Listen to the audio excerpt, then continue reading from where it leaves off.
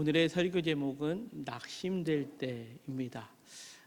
낙심될 때. 오늘 왜 설교 제목이 낙심될 때일까요? 오늘 우리가 함께 열왕기상 19장에 있는 말씀을 함께 보았는데요. 사실 바로 앞장, 우리가 지난주에 살펴보았던 열왕기상 18장의 내용을 보면 갈멜산에서의 큰 기적의 역사가 있었음을 우리가 함께 지난주에 말씀 속에서 보았습니다. 하나님의 불이 임하는 하나님의 인재를 경험했고요. 많은 사람들이 다 주께로 돌아오게 되었고, 또 영적으로 막혔던 것들이 다 끊어지고, 또 3년 6개월 동안 막혔던 비가 내리게 되고, 또 그동안 관계가 어그러졌던 엘리야와 아합의 관계가 회복되고, 이러한 놀라운 하나님의 역사가 있었습니다. 그런데 오늘 우리가 함께 봉독한 열왕기상 19장은 이러한 갈멜산에서 기적을 이루었던 엘리야의 모습이 그 이전의 모습과 전혀 다른 모습처럼 비춰지는 그런 모습이 오늘 성경 속에 있습니다. 큰 기적을 이루어낸 엘리야가 지금 큰 낙심의 순간을 경험하고 있는데요. 그 낙심, 이것은 성경 낙심이라는 단어는 이제 사전적 의미가 이렇습니다.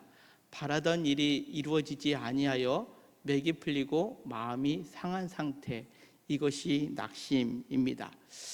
왜 지금 이 엘리야의 마음의 상태가 낙심되는 상태처럼 보여지고 있을까요?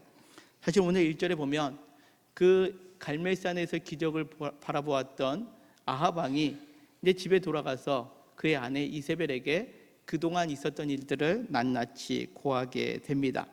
그러면 그 이야기를 들었던 이세벨이 야, 하나님이 진짜 신이구나 라고 여겼어야 되는데, 오늘 우리가 함께 봉독한 말씀 앞부분에 나와 있는 열왕기상 19장 2절에 보면 이렇게 표현하고 있습니다. 이세벨이 사신을 엘리야에게 보내어 이르되 내가 내일 이맘때에는 반드시 내 생명을 저 사람들 중 한 사람의 생명과 같게 하리라. 그렇게 하지 아니하면 신들이 내게 벌 위에 벌을 내림이 마땅한지라 라고 그렇게 표현합니다. 다시금 이야기하자면 이 이세벨이 지금 자신이 섬겼던 바알과 아세라의 선지자들이 죽임을 당한 것을 보고 이 엘리야도 그들처럼 죽여버리겠다라고 엄포하고 있는 것입니다. 이것은 아합 왕처럼 이세벨이 변화되지 않고 오히려 더 강한 모습으로 지금 엘리야를 대적하고 있는 것으로 보여지고 있습니다. 이때에 이 상황 속에서 엘리야는 낙심하게 되었다라는 거죠. 왜 낙심하게 되었느냐? 하나님의 능력으로 그 세상의 모든 것들이 잠잠해져야 된다라고 생각을 했는데, 지금 이 이세벨이 그 하나님의 능력, 하나님의 신보다 더 강한 신으로 그렇게 지금 자신을 죽이려 하는 상황을 만날 때 낙심하게 될 수밖에 없다라는 거죠.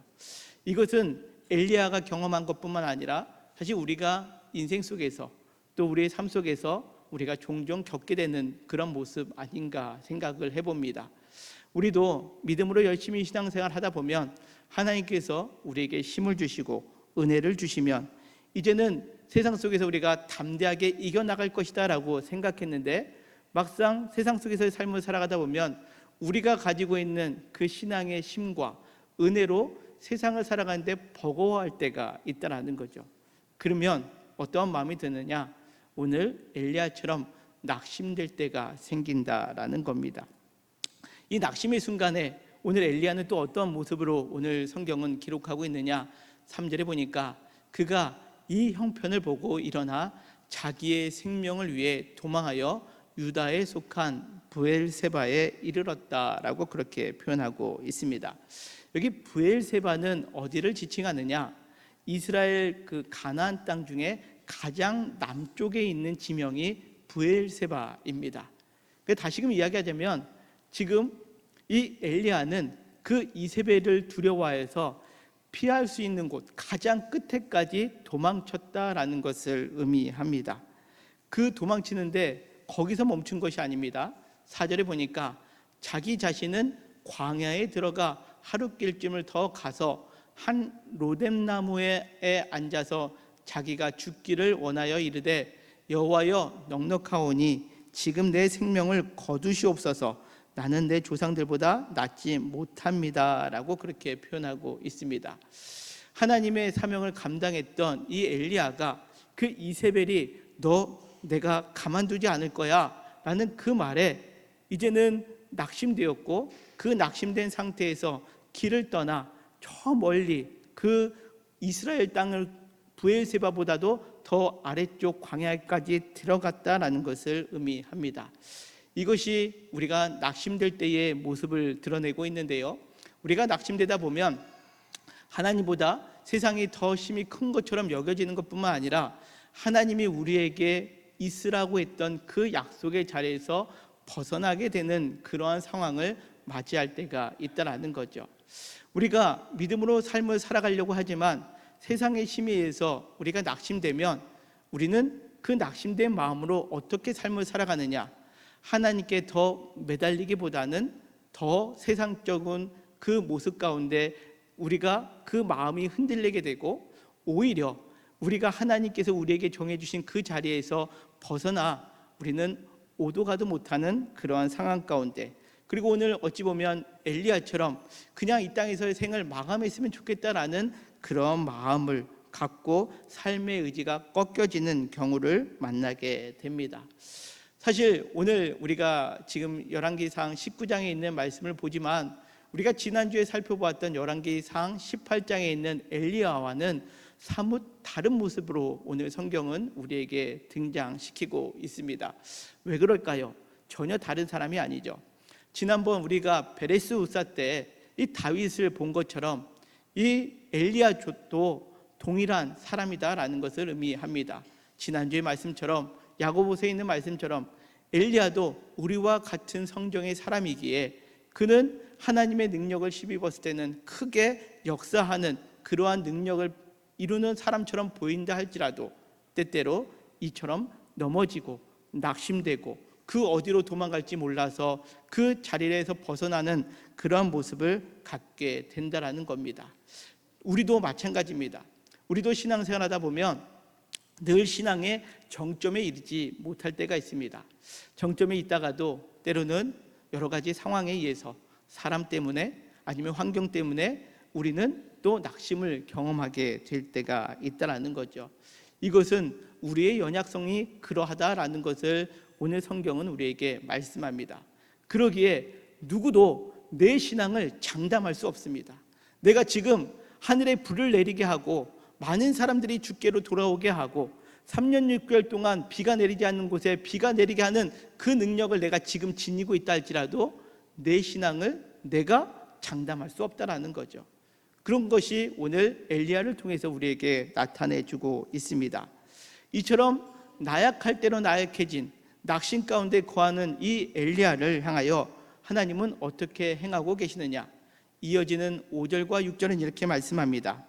로뎀나무 아래에 누워 자더니 천사가 그를 어루만지며 그에게 이르되 일어나서 먹으라 하는지라. 본즉 머리맡에 숯불에 구운 떡과 한 병 물이 있더라. 이에 먹고 마시고 다시 누웠더니 라고 그렇게 성경은 말씀합니다. 이것이 7절에서도 또 반복되는 모습이 기록되고 있는데요, 이처럼 엘리야가 낙심될 때에 하나님께서는 야, 너 내가 그렇게 능력 줬는데 그거밖에 안 돼? 라고 책망하시지 아니하고 오히려 지금 엘리야를 위로하고 계시다라는 거죠. 우리가 낙심될 때에, 우리가 연약하여서 좌절될 때에 하나님은 내버려 두시지 아니하고 오늘 엘리야처럼 위로하여 주십니다. 어루만져 주시고 먹을 것과 마실 것을 공급해 주시며 기력을 회복시킬 수 있도록 하나님의 위로하심이 있게 됨을 오늘 성경은 말씀합니다. 바로 그는 오늘 예배드리는 우리 모두가 때때로 오늘 엘리야처럼 낙심의 순간을 만날 때에 하나님의 위로하심, 어루만져 주시고 먹을 것과 마실 것을 공급해 주시는 그 하나님의 위로하심을 경험할 수 있는 저와 우리 모두가 되시기를 주님의 이름으로 간절히 축원합니다. 그런데 오늘 성경은 하나님의 낙심 가운데 있을 때 하나님의 위로하심을 받았습니다 라고 그렇게 끝나지 않습니다.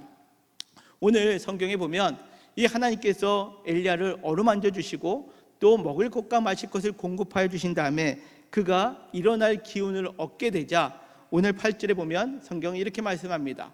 이에 일어나 먹고 마시고 그 음식물의 심을 의지하여 40주 40야를 가서 하나님의 산 호렙에 이르니라 라고 그렇게 말씀합니다.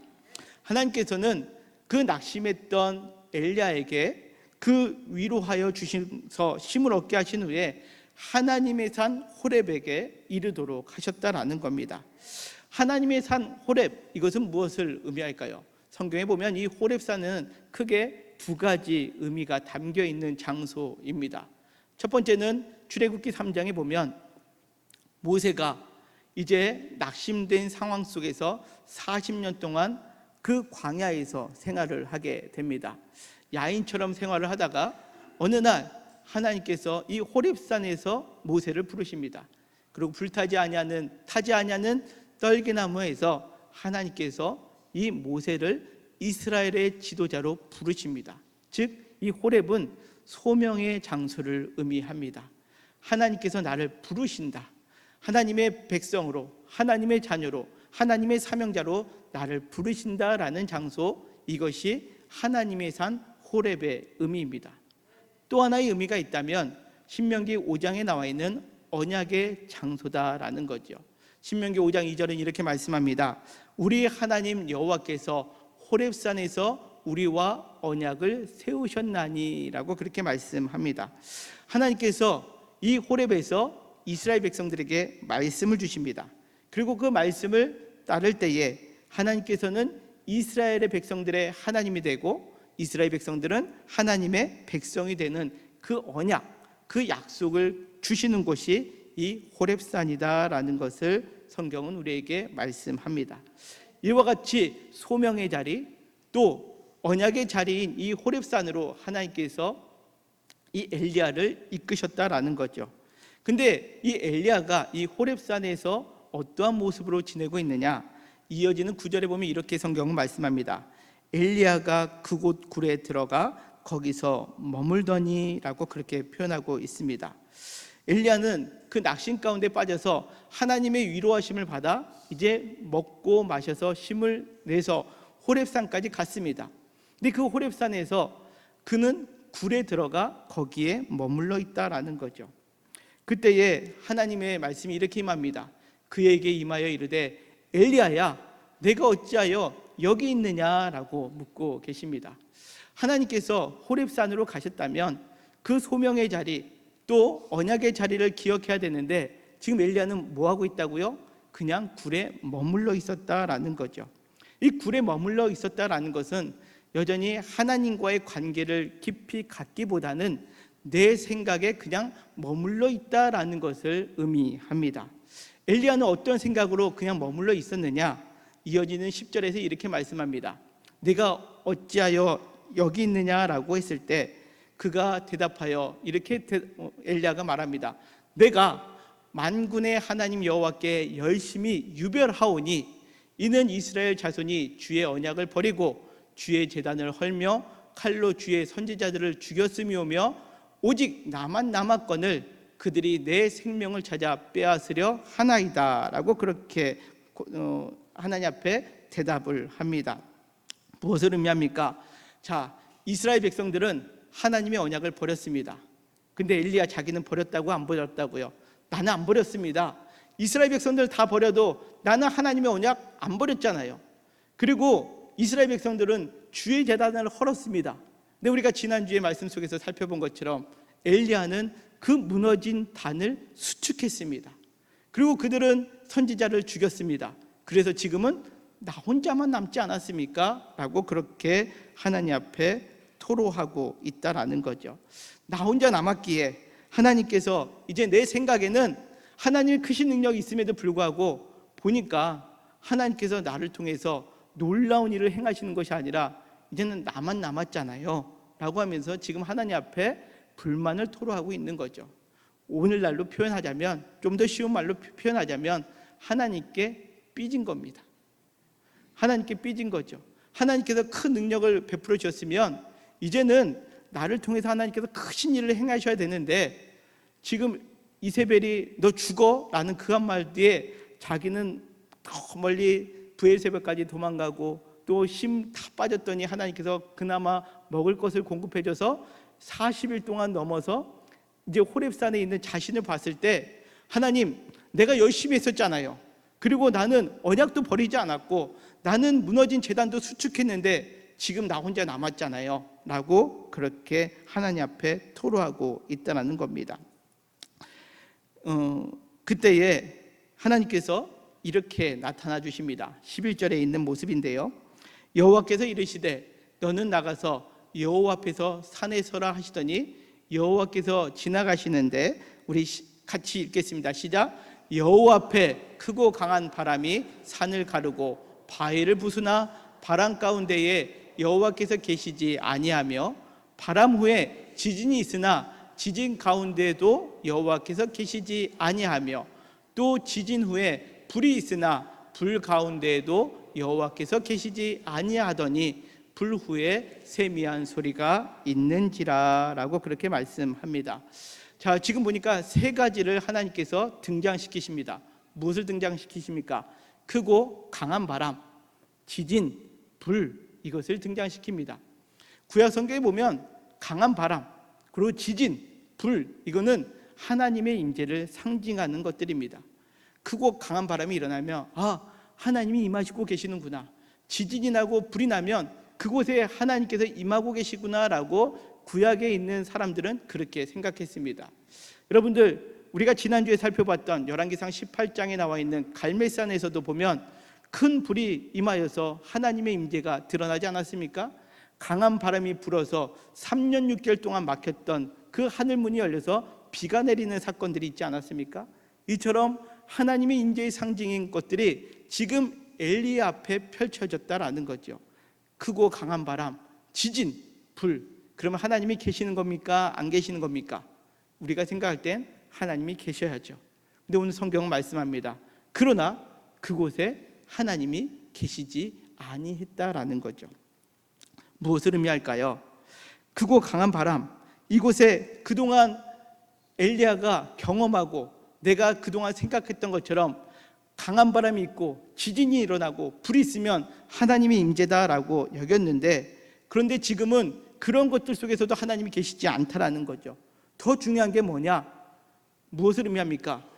강한 바람이 중요한 게 아닙니다. 지진이 중요한 게 아닙니다. 불이 중요한 게 아니라 하나님이 지금 나와 함께 계시느냐, 그렇지 않느냐, 이게 더 중요하다라는 거죠. 다시금 이야기하면 그동안 엘리야뿐만 아니라 낙심된 상황 가운데 있는 사람들은 어떠한 신앙의 모습을 가졌느냐? 현상을 쫓는 신앙을 가졌다라는 거죠. 모든 현상을 볼 때 그것을 통해서 하나님이 계시구나 여겼는데, 지금 큰 바람이 불어도 또 큰 지진이 일어나도 큰 불이 일어나는데 그곳에 하나님 계시지 않다라는 겁니다. 그러면서 오늘 성경은 이어서 이렇게 이야기를 하죠. 세미한 소리가 있었다라는 거죠. 이것을 히브리어로 콜 데마마 티카라는 단어를 씁니다. 제가 이 히브리어를 길게 쓴 이유는 이 데마마라는 것이 이제 우리가 세미한이라고 이렇게 번역이 됐는데요, 사실 이것은 세미한 소리가 아닙니다. 우리가 이 세미한 소리다라고 생각하면 안녕하세요 이렇게라도 들리는 게 세미한 소리라고 생각하잖아요. 그런데 여기서 말하는 세미한 소리는 침묵, 고요, 아무 소리가 들리지 않는 것, 이것이 데마마라는 단어입니다. 그러니까 세미한 소리다라는 것은요, 실상 소리가 있는 겁니까? 없는 겁니까? 없는 겁니다. 그런데 오늘 성경에 보면 열왕기상 19장 13절에 엘리야가 이 세미한 소리를 들었다라고 표현하고 있습니다. 아무 소리도 안 들리는데 엘리야는 들은 거죠. 무엇을 들었을까요? 하나님께서 마음속에 주시는 그 음성을 들은 겁니다.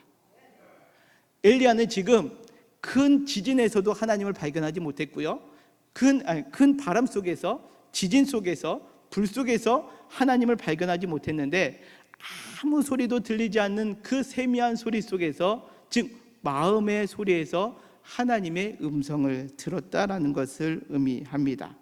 그리고 하나님의 음성을 듣고 겉옷을 얼굴에 가리고 나가 굴 어귀에 서게 됩니다.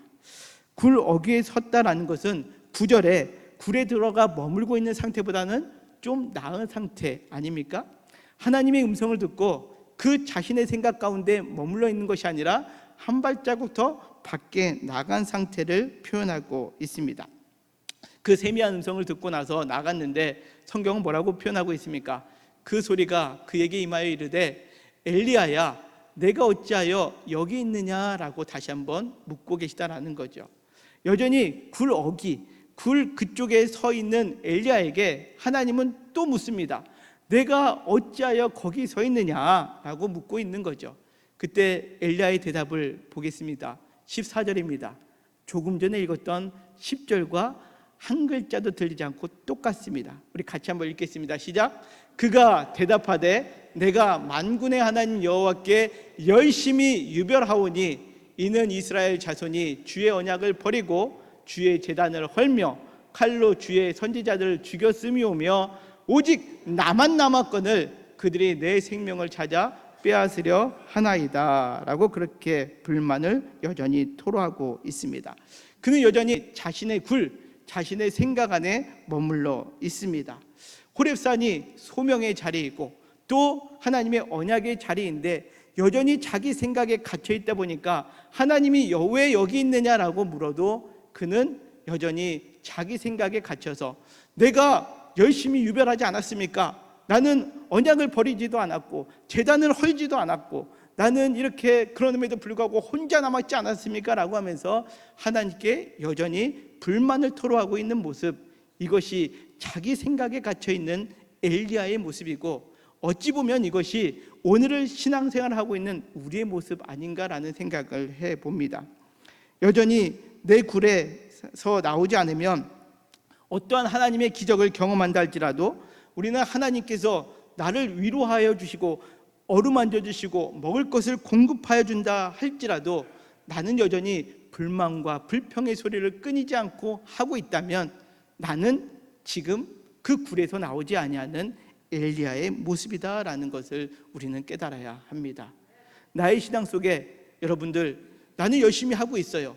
예배도 열심히, 기도도 열심히, 봉사도 열심히. 그런데 내 입속에서는 여전히 하나님 이게 말이 됩니까? 라고 하는 그 불평의 소리가 끊이지 않는다면 오늘 이 열왕기상 19장에 있는 엘리야의 모습이 나의 모습임을 깨달을 수 있는 저와 우리 모두가 되기를 간절히 소망합니다. 그때에 하나님께서 또 이렇게 말씀하십니다. 15절에 여호와께서 그에게 이르시되 너는 내 길을 돌이켜 광야를 통하여 다메섹에 가서 이르거든 이라고 그렇게 말씀합니다. 여기서 두 가지의 단어가 우리에게 매우 중요하게 생각할 수 있는데요. 첫째는 내 길을 돌이켜입니다. 이 돌이키다라는 것은요, 왔던 길로 다시 되돌아가라 라는 의미가 아닙니다. 여기서 돌아가다라는 것은 하나님께서 너를 부르셨던 그 자리로 돌아가라, 그리고 하나님께서 너를 세우시는 그 자리에 다시 세움을 받아라 라는 의미가 담겨 있습니다. 오늘날로 표현하면 회개, 돌이키는 거죠. 우리의 삶이 하나님을 떠나 내 생각에 사로잡혀 있는 그 생각에서 돌이켜 우리는 하나님의 말씀을 들어야 된다라는 겁니다. 뿐만 아니라 오늘 여기 보면 광야를 통하여 라는 단어가 나옵니다. 광야는 아무것도 없는 것을 의미합니다. 기댈 것도 없습니다. 의지할 것 없습니다. 그런데 하나님께서 지금 엘리야에게 이 광야를 통하여 가라라고 말씀합니다. 이 광야라는 단어가 히브리어로 미드바르라는 단어입니다. 아무것도 없다라는 뜻입니다. 왜 아무것도 없을까요? 근데 이 미드바르라는 단어가 히브리어로 어디서 파생되었느냐? 다바르라는 단어에서 파생됐는데 이 다바르는 말씀이라는 뜻입니다. 그러니까 이 광야에서는 아무것도 없습니다. 무엇만 의지하면 됩니까? 말씀을 의지하며 갈 때에 그곳에 우리에게 소명의 자리다라는 것을 의미합니다. 광야를 통하여는 즉 말씀을 통하여 가라라는 거고요. 이 말씀을 통할 때에 이 호렙산에 불러주셨던 그 하나님의 소명의 자리를 되찾을 수 있다라는 것을 의미합니다. 사랑하는 성도 여러분, 오늘 우리가 낙심 가운데 거할 때 있습니다. 그것을 여러분들 너무 마음 가운데 나는 안 되나 보다 그렇게 생각하는 것이 아니라 오히려 낙심의 순간에 있을 때 그것을 내버려 두는 것이 아니라 오늘 말씀을 기억하며 내 생각에서 벗어나서 우리는 내 생각을 돌이켜 하나님의 말씀에 있는 자리, 아무것도 의지할 수 없는 그 말씀의 자리로 갈 때 우리가 비로소 소명의 자리로 다시 한번 세움을 받을 수 있게 됨을 여러분들 믿으시기를 바랍니다. 또한 오늘 이어지는 말씀을 보겠습니다. 열왕기상 19장 15절 하반절에 있는 말씀인데요, 하사엘에게 기름을 부어 아람의 왕이 되게 하고 너는 또 님시의 아들 에후에게 기름을 부어 이스라엘의 왕이 되게 하고 또 아벨 무올라 사밧의 아들 엘리사에게 기름을 부어 너를 대신하여 선지자가 되게 하라라고 그렇게 말씀합니다. 낙심되어서 그냥 모든 것들이 다 자포자기하고 나 죽여주세요라고 했던 엘리야가 이제 이곳에서 돌이켜서 광야를 통해서 하나님의 소명을 받게 되니까 하나님께서는 그곳에서 새로운 사명을 주셨다라는 겁니다. 낙심하고 좌절하고 아무것도 할 수 없겠다라고 여겼던 그 엘리야가 이제 하나님의 말씀 가운데 온전히 거하게 될 때에 그는 새로운 사명을 부여잡게 되었다라는 거죠. 그럴 때에 또 하나 오늘 마지막 18절은 이렇게 말씀합니다. 내가 이스라엘 가운데에 7,000명을 남기리니 다 바알에게 무릎을 꿇지 아니하고 다 바알에게 입맞추지 아니한 자니라라고 그렇게 말씀합니다. 엘리야는 그동안 누구만 남았다고요? 나만 남았잖아요 라고 생각을 했습니다. 나만 남았는데 나보고 어떻게 하라고요? 하나님 앞에 불만을 토로했습니다. 그런데 이 호렙산에서 하나님께서 말씀을 통하여 소명의 자리를 갖게 하고 그 소명을 통해서 사명을 갖게 하니까 하나님께서 이제는 그 언약, 약속을 주셨다라는 거죠. 너 혼자 아니야. 바알에게 무릎 꿇지 않고 입 맞추지 아니하는 7,000명이 있음을 약속하고 계시다라는 것을 오늘 성경은 말씀합니다. 여러 가지 상황 가운데 우리가 낙심되고 지칠 때가 있습니다. 여러분들 그 순간에 오늘 말씀처럼 로뎀나무의 아래에 거하고 있는 엘리야에게 하나님의 천사가 친히 임하여져서 어루만져 주시고 먹을 것을 공급하여 주시고 또 마실 물을 공급하여 주시는 그 은혜가 오늘 저와 우리 모두에게 있기를 간절히 소망합니다. 내가 원하는 것들이 이루어지지 않고 있을 때, 내가 답답하고 있을 때, 내가 정말로 그 모든 것들이 자포자기 되고 싶은 그 순간에 하나님의 위로하심이 우리 모두에게 임하기를 간절히 소망합니다. 그런데 여기서 끝나면 안 됩니다. 나 위로함 받았어 라고 하는 것이 아니라 우리가 하나님께서 우리를 위로해 주셨다면 우리는 다시 호렙으로 가서 하나님께서 우리에게 말씀해 주시는 그 소명의 자리에서 또 그 소명을 받고 사명을 받고 하나님의 언약 안에 머물러 있을 때에 우리가 진정한 믿음의 승리자가 될 줄 믿습니다. 여러분들 내 굴에서 빠져나오셔야 됩니다. 나만을 생각하는 내 굴에서 빠져나와서 하나님의 말씀을 듣고 돌이키고 말씀을 통하여 소명한 가운데 그리고 그 소명 속에서 사명을 갖고 그 사명 속에서 하나님의 약속 언약을 붙들고 삶을 살아감으로 말미암아 주님 오시는 그날까지 믿음의 승리를 이루어 나가는 저와 우리 모두가 되시기를 주님의 이름으로 간절히 축원합니다.